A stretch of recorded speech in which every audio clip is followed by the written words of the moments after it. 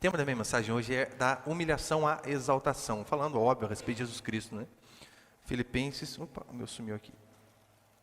Filipenses 2, versículo 5, vai dizer assim: tende em vós o mesmo sentimento que houve em Cristo Jesus, que existindo em forma de Deus, não considerou o fato de ser igual a Deus algo que devesse se apegar, mas pelo contrário, esvaziou a si mesmo, assumindo a forma de servo, fazendo-se semelhante aos homens. Assim, na forma de homem, humilhou-se a si mesmo, sendo obediente até a morte e morte de cruz.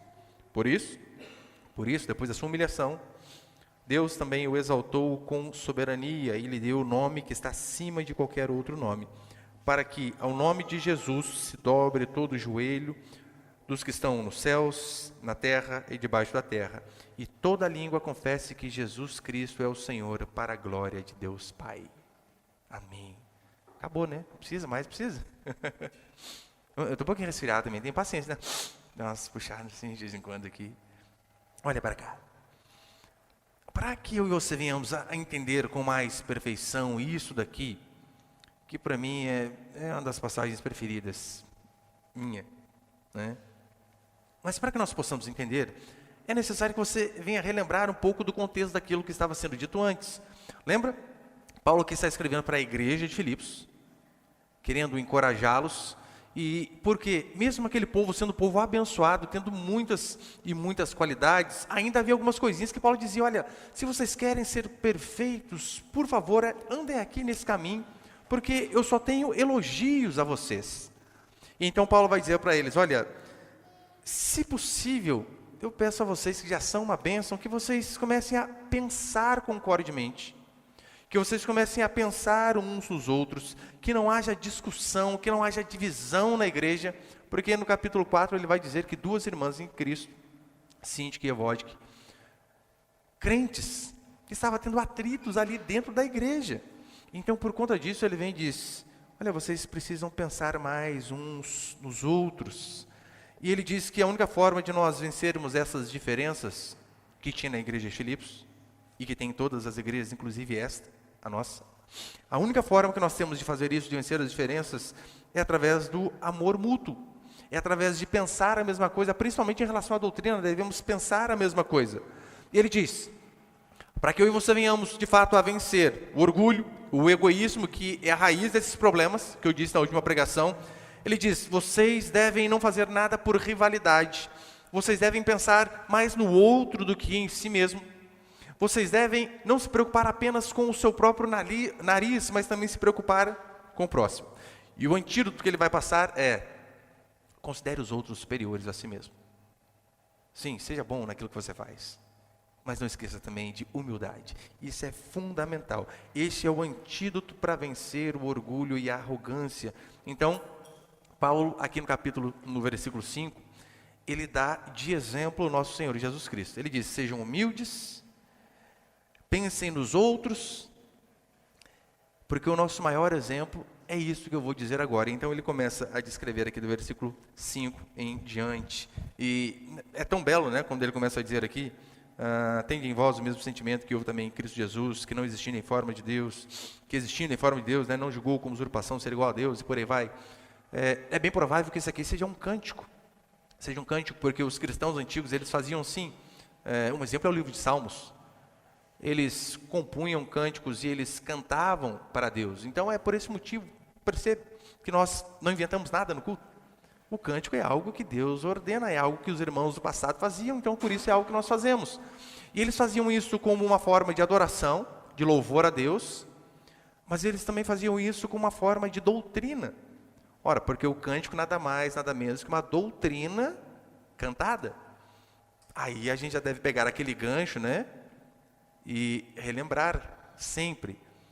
Os cânticos que nós cantamos, eles têm de fato a doutrina da Escritura, e nos policiarmos em relação a isso daí. Porque, infelizmente, a maioria da cristandade hoje é mais doutrinada por música do que pela Bíblia. Nada contra quando você pega cânticos bíblicos, igual esse que a gente cantou por último aqui, né? É grande é o Senhor e muito digno de louvor. É apenas transcrição daquilo que a Escritura dizia, dos Salmos. Agora, devemos tomar cuidado para que não venhamos a doutrinar o povo de maneira errada. Eu sempre dou esse exemplo aqui, mas você vai me aguentar de novo. Aquela canção lá, não lembro o nome da mulher toda vez. Lembra? Só entra no céu quem aqui for fiel, santificação para morar lá em Sião. Eu só lembro dessa parte. E esse cântico, na verdade, essa parte especificamente que eu conheço, é uma afronta à fé verdadeira. É uma inversão de valores. Por quê? Olha o que ela diz. Só entra no céu, né? Quem vai entrar lá? Quem aqui for fiel. Ou seja, seja fiel e então você vai ter o mérito para que você possa entrar no céu. Santificação para morar lá em Sião. Ou seja, seja um bom menino aqui para você poder morar lá. Aí há uma inversão, e uma inversão muito grave de valores. Não é só entra no céu quem for fiel. É quem teve a graça da entrada no céu, ganhada pelo sangue de Jesus Cristo, este consegue ser fiel aqui. Aquele que ganhou a entrada de graça para Sião, esse consegue andar em santidade aqui na terra. Então nós não podemos inverter isso, porque senão nós vamos acabar ficando com a meritocracia, esquecendo que na verdade tudo que nós temos e somos vem graças ao nosso Senhor. E com base nisso eu vou passar aqui 3 princípios. Põe o primeiro ali, por favor, meu irmão. Primeiro, o exemplo de Jesus Cristo.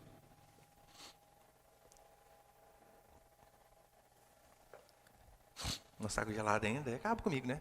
Não tem outra? Primeiro, o exemplo de Jesus Cristo. Versículos 5 e 6, acompanha comigo aí, por favor. Filipenses 2, versículos 5 e 6.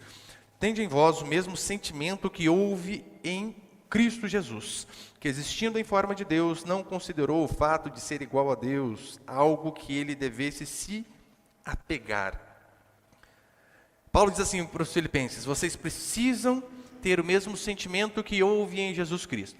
Vocês precisam fazer aquilo que ele fez. E eu sei que para nós o sentimento ele está relacionado a amor, a paixão, tristeza. Não é errado de tudo, não é errado.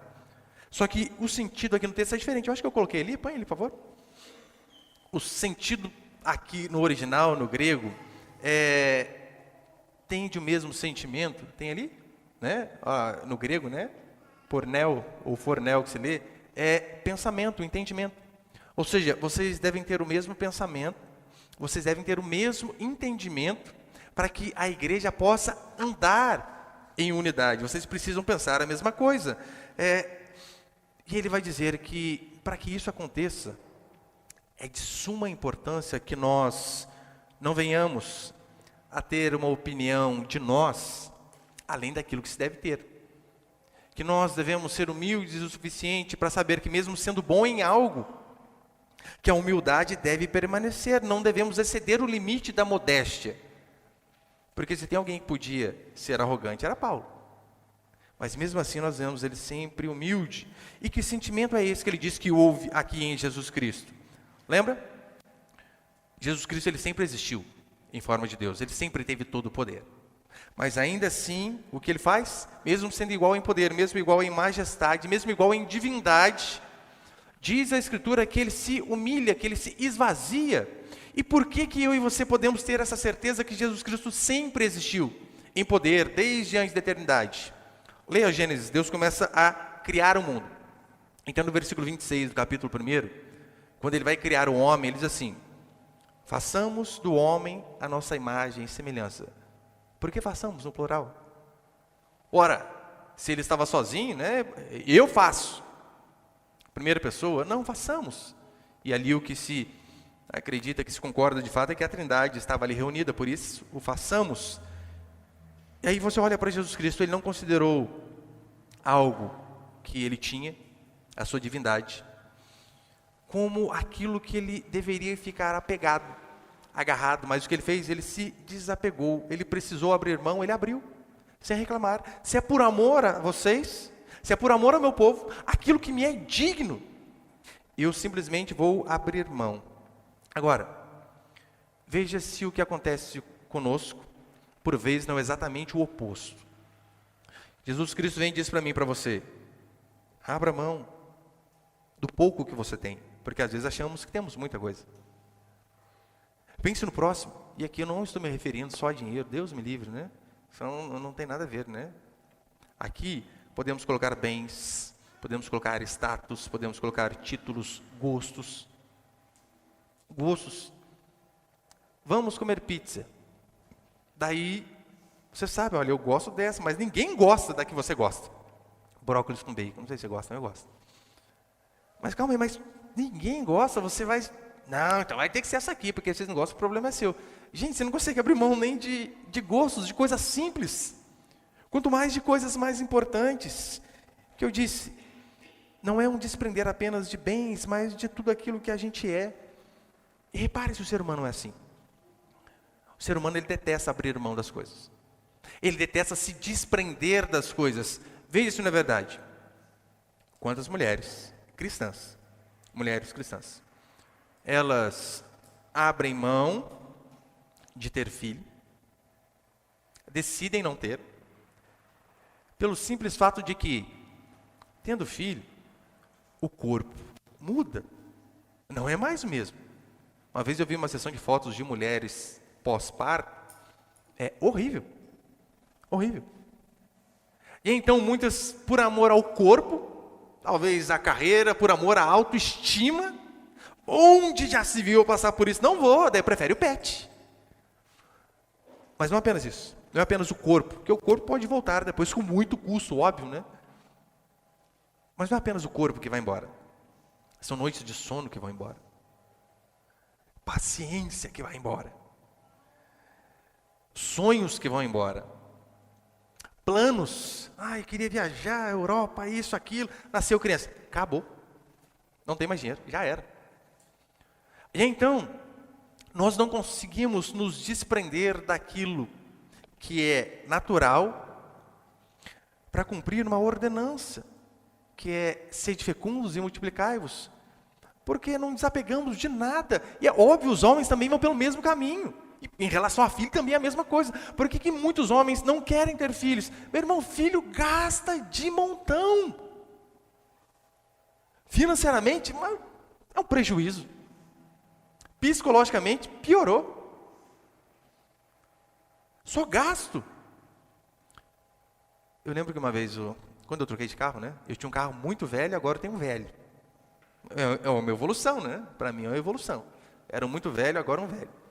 E eu tinha 3 filhos só na época. Uma vez nós estávamos ali na frente de casa, e eu tinha acabado de trocar de carro, né? Daí, acho que foi Samuel, falou assim para mim: pai, por que você não pegou o carro igual do fulano? Por causa de vocês. 3 filhos, como que eu vou ter aquele carro? Não dá. Se fosse só eu, sua mãe, a gente tinha um melhor que aquele. Mas por conta de vocês comerem igual pedreiro, eu sempre falo, né? 4 homens, eu não tenho gasto com progressiva, com chapinha. Meu irmão, pensa nos moleques para comer. O de 4 anos, ele consegue comer 1,5 pão já no café da manhã. E 2 vezes almoçar. Ele almoça e fala: quer mais almoçar? Bate forte. Daí você multiplica pelos que são maiores, né? Eu acho bonitinho as pessoas dizem: não dá um chocolatinho para ele não, senão ele não consegue almoçar. Né? Um pouquinho mais ali. Os meus filhos conseguem almoçar até depois de almoçar. Acaba de comer, parece um rato mexendo no armário. Minha esposa está falando: nossa, tem que trabalhar muito. Tem, óbvio que tem. Come, ferrugem, come tudo.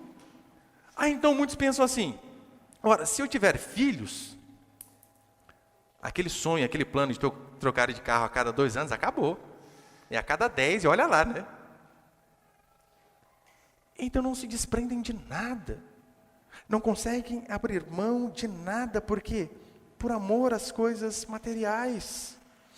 Paulo e os demais apóstolos morreram pobres. Pobres. Você vê João ali fazendo votos pela prosperidade do povo. Só que o que é uma prosperidade bíblica? É você tendo o que comer e com o que se vestir, sejais contentes, tendo o suficiente para você cumprir o propósito de Deus na sua vida. Isso é prosperidade. Agora, os apóstolos morreram pobres. Eles não se apegaram a nada, nem à sua própria vida, porque se nós nos apegamos a dinheiro, a bens materiais, o dia que formos colocados em xeque em relação à nossa fé, você acha que a gente realmente vai dizer: mata-me, mas eu não nego Jesus Cristo? Mas nunca. Nunca. Mas esses homens que se desprenderam de tudo, que morreram pobres, que não se apegaram nem à sua própria vida, diz a Escritura que Deus preparou a eles 12 tronos, à destra do Pai. Ou seja, o nosso desprendimento aqui, ainda que seja dolorido para a nossa carne, para o nosso ego, óbvio que terá recompensa diante do Senhor. E se nós queremos alcançar tesouros no céu, o mínimo que se espera é que saiba também abrir mão das coisas aqui na terra. Mas segunda coisa que nós vemos é a celebração da humilhação de Cristo. Versículo 7, acompanha comigo.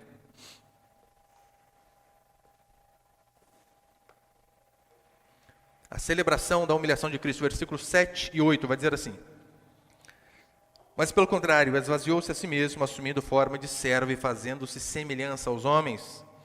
Assim, na forma de homem, humilhou a si mesmo, sendo obediente até a morte, morte de cruz. Como eu disse, Jesus, ele já existia sempre em forma de Deus, sempre. Mas a Escritura diz que aqui ele se esvazia de si, ou seja, ele abre mão daquilo que lhe era direito. Ele abre mão da própria glória e se assume como servo. E deixar bem claro, Jesus ele não parecia homem, ele de fato foi homem. Porque ali no primeiro século e durante aquele período, havia uma crença conhecida como gnosticismo. E os gnósticos eles acreditavam que o corpo em si, que a matéria era má. E por conta da matéria ser má, se Jesus Cristo era bom, ele não poderia estar na forma de homem. O máximo que ele conseguiria ser era um espírito evoluído. E muitos ainda hoje acreditam assim, que Jesus Cristo ele não veio em carne, mas que ele foi apenas um espírito evoluído. Mas Paulo aqui ele vai afirmar que isso é mentira. Paulo vai dizer que ele se limitou a viver em carne humana, a passar frio esse que você está passando, a ter fome, a ter sede.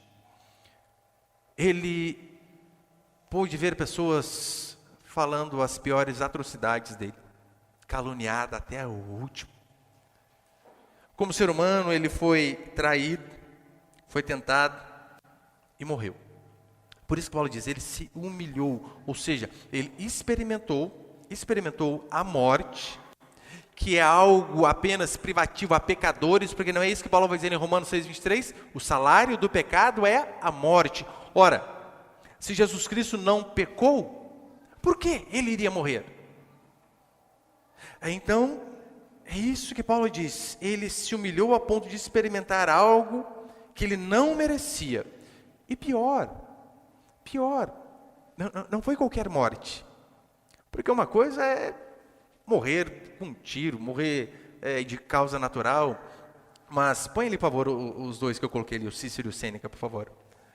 Olha, volta primeiro. Cícero foi político e filósofo romano 100 anos antes do apóstolo Paulo. A respeito da cruz, a qual Jesus Cristo morreu, olha o que ele diz. A cruz é a mais cruel e repugnante forma de morte. Ali morriam os piores, literalmente. Põe próximo. Sêneca, filósofo estoico contemporâneo de Paulo, diz assim: qualquer condenado à morte prefere morrer antes de ser pregado à cruz. Uma que era um símbolo de humilhação. Humilhação. Era você ser visto como bandido, mas não apenas qualquer bandido, mas como os piores bandidos. Aqueles que a sociedade olhava, esse daí não tem jeito, acabou. Mesmo assim, Paulo diz que Jesus Cristo vem e faz tudo isso por amor. Leva um fardo que não era dele, leva uma culpa que não era dele, leva uma morte que não era dele. Resumindo, Jesus Cristo se esvaziou, se humilhou, visando não os seus próprios interesses, mas os interesses do outro. Se você que é casado fizesse isso no seu casamento, eu duvido que tinha briga. Eu duvido. Se você pensasse mais na esposa e no marido do que em si próprio, seguindo este exemplo aqui de Jesus Cristo, porque é isso que Paulo nos diz. Ele foi o nosso exemplo e assim vocês devem agir. Queridos, como brigar com uma esposa ou com um marido que está sempre confessando o seu pecado e se esforçando para melhorar? Como? brigar com irmãos, sabendo que nós nos consideramos inferiores? Como? Eu e você devemos lembrar que este é o exemplo que nós temos. E nós precisamos fazer isso em todos os níveis, porque a carta de Paulo aos Filipenses é a igreja de Filipenses, para aquele povo. Se a igreja, queridos, agir desta forma, não vai haver partidarismo, não vai haver rincha, não vai haver briga de ego, não vai haver essa historinha de um querer ser melhor que o outro, mas um torcer pelo avanço do outro. E assim que eu e você devemos agir. Vida cristã é se humilhar. Agora, como que nós somos? Esse é o mandamento, esse é o exemplo. Daí tá lá, é uma coisinha que falam de você, e às vezes falaram sem querer, ou às vezes falaram mal mesmo. O que você faz? O rebeldão, eu não incluo sapo de ninguém. Falou comigo é na lata. Não, tem hora que você tem que saber, engole. Desce ali, travando a garganta ali. Eu não levo desaforo para casa. Você pode levar desaforo, mas alguns amigos também você não vai levar. Não vai levar crescimento e humildade. Vai deixar de levar um monte de coisa. Então, como cristãos, nós devemos lembrar que a nossa vida deve ser uma vida de humilhação e o nosso maior exemplo é Jesus Cristo. E o terceiro, para encerrar, põe ali, por favor, Miguel.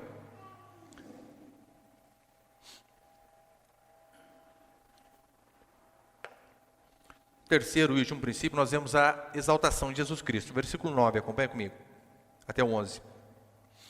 Por isso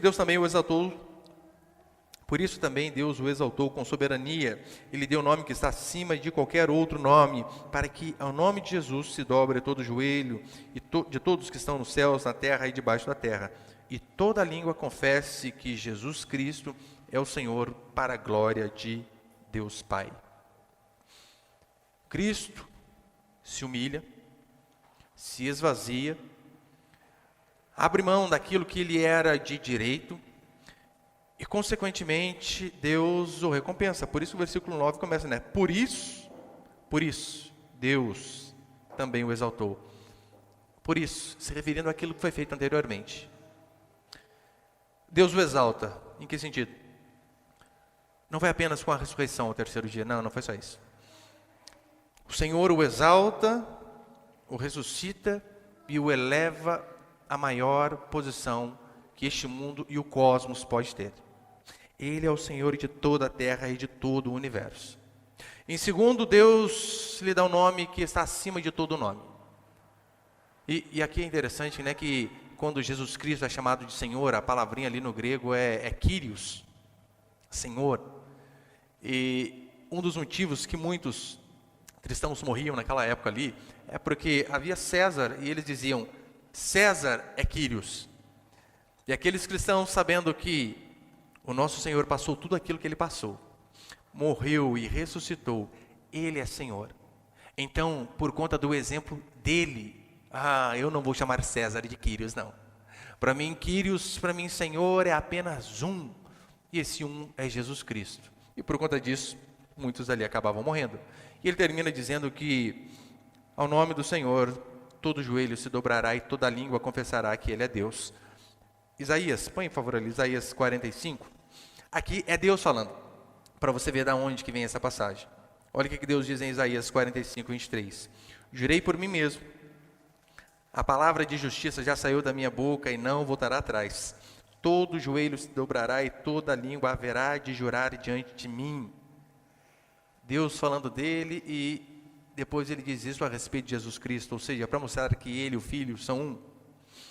De mim se dirá, a justiça e a força estão somente no Senhor, todos os que se rebelam contra ele virão a ele envergonhados.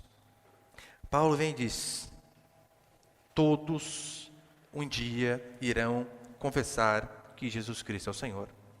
Anjos, sim, confessarão. Principados, potestades, demônios. Estes também confessarão que Jesus Cristo é o Senhor. No inferno não vai ter um monte de condenado dizendo assim, Jesus Cristo, fascista, nazista. Não vai ser isso não. Até no inferno terão homens que deveriam estar ali porque foram maus, de joelho dizendo, Jesus Cristo é o Senhor. Não há outro. Todo joelho se dobrará diante do Senhor. E aqui não é apenas uma figura de linguagem, né, ou algo literal, se dobrar, mas é no sentido de reconhecer que apenas um Senhor. Hoje eu e você temos a oportunidade de nos dobrarmos diante do Senhor, por bem, por bem. Poxa, ele diz uma frase que eu acho um tanto impactante, mas verdadeira. Ele diz assim: aqueles que não se dobram diante de Jesus Cristo por bem, o dia em que o Senhor voltar, este mesmo Deus quebrará a rótula de seus joelhos, para que a palavra se cumpra. Diante do Senhor, todo joelho se dobrará. Então, se assim o Senhor disse, pode ter certeza que assim o fará. Hoje nós temos a oportunidade, mais uma vez, de reconhecermos de todo o nosso coração que há um Quírios em nossa vida. Há um Senhor que nos governa, há um Senhor que nos norteia os caminhos. Há um Senhor que é dono de nossa vida. Não somos nós. Não é você o dono da sua vida. A nossa vida tem um dono e esse dono é o Senhor, o Rei da Glória. E que nós possamos, de fato, viver para esse Senhor. Porque Ele morreu por nós, para que nós pudéssemos viver a sua vida. Amém, queridos?